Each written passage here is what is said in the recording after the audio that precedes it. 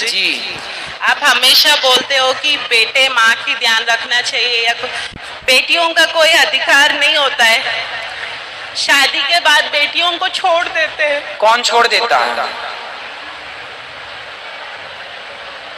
बताओ कौन छोड़ देता है? माता पिता नहीं छोड़ते। माता पिता, जिसके बेटा नहीं होता वो माता पिता बेटी के पास रहते हैं। नहीं गुरुजी, जब उनको कोई तकलीफ होती है तो बेटी याद आती है। जब बेटी अपने मायके जाना चाहती है तो बेटा बोलते हैं मत आओ, हमारे घर पे मत आओ। कौन बोलता है? भाई। तो वो तो किसी किसी भाई बहन में ऊंच नीच हो जाती है, कहा सुनी, तो वो मन मुटाव। सारे भाई थोड़े ऐसे होते हैं। पर माँ तो बेटे की बात ही सुनती है। कभी माँ मजबूर हो जाती है। अच्छा, तो बेटियों का कोई हक नहीं होता? ना, मैं आपको बेटियों की कथा सुना दूं। गौरी गोपाल आश्रम में बहुत सारी माएं ऐसी हैं जिनकी बेटियां छोड़ करके गई हैं। हम तो रोज सब चीजों से मिले हैं। आपने संसार को कम देखा है, हमने खूब देखा है। एक माँ है हमारे पास, उस बेटी ने अपनी माँ को घर से निकाला, माँ का घर बेच दिया और माँ को गौरी गोपाल आश्रम में आज भी वो माँ रहती। बेटी ने, बेटों ने नहीं। बहुत सारी बेटियां हैं जो छोड़ गई। एक माँ ऐसी है जो चल नहीं सकती, मतलब बिस्तर पर ही मलमूत्र करती हैं। वो गौरी गोपाल आश्रम में है, उनको वहीं नहलाना पड़ता है, वॉशरूम में ले जाके वहीं शौच इत्यादि कराना पड़ता है, नहवाना, कपड़े पहनाना, सब कुछ वहां करना। कौन छोड़ के गया? बेटी छोड़ के गई।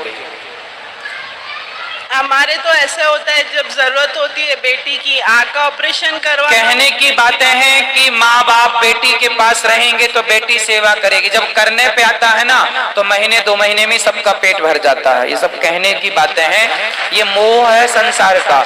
रियलिटी तो ये है कि कोई नहीं करना चाहता।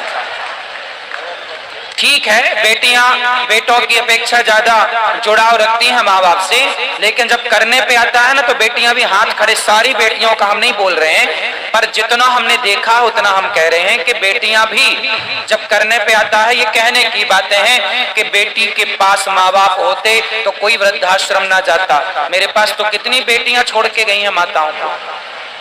तो सारी बेटियां ऐसी नहीं हैं और ना सारे बेटे ऐसे हैं, पर कुछ बेटियां और कुछ बेटे ऐसे हैं। आप प्लीज मेरी माँ को बोल दीजिए कि मुझसे बात करें। अच्छा है कि आप ऐसी बेटी हो कि आप अपनी माँ की सेवा करना चाहती हो। कहाँ है आपकी माँ? विशाखापट्टनम। तो आप ले आती तो हम समझाते। आपकी माँ और आप अच्छी हैं कि कम से कम आप जैसी बेटियां हैं, तो आप जैसी बेटियों का होना भी आवश्यक है कि जो माँ बाप की सेवा। हमेशा लगता है कि हम सिर्फ दौलत के लिए उनसे प्यार करते, पर ऐसी बात नहीं होती है। मायके में जाना बिल्कुल बंद करने से बेटी पे क्या गुजरता है वो उनको नहीं तो आप चाहते रहो, माँ बुलाती नहीं है क्या? नहीं, वो बोलती है भाई नाराज हो जाता है, मत आया करो। तो भाई से बना के चलो ना थोड़ा थोड़ा। वो छोटा है मुझसे, तो समझाओ छोटे को। वो सुने, वो दारू इस में लग गया है। उनको लगता है कि मैं आऊंगी तो उनसे कुछ ना कुछ लेके जाऊंगी, करूंगी। उनको ऐसा है। नहीं, आजकल लड़कों के अंदर ना ये गलतफहमी। लड़कों के अंदर क्या, माताएं करती भी, कुछ माताएं ऐसा करती हैं कि बेटी आई तो चुपके चुपके से बांध बांध के दे देती है, पापड़ ले जा, अचार ले जा, घी ले जा। तो बेटा फिर भौजाई क्या कहती, देखो तुम्हारी माँ लुटा रही है, सारा जजायत लुटाई दे रही है। बेटी आई, रक्षाबंधन आई, सारा लुटा दिया। तो भाइयों के मन में आ गया कि बहन तो सब ले गई, तो क्या गलतफहमी हो गई। अच्छा, माताएं भी ना चोरी चोरी देती हैं, चुपके चुपके। अरे सामने दें अचार चावल, पापड़ चावल जो भी दें तो अच्छा भी लगे। उस चक्कर में आप ले आई होंगी अचार 2-4 किलो। तो भाई को लगा ले गई पूरी दौलत। इस चक्कर में आना बंद कर दिया उसने।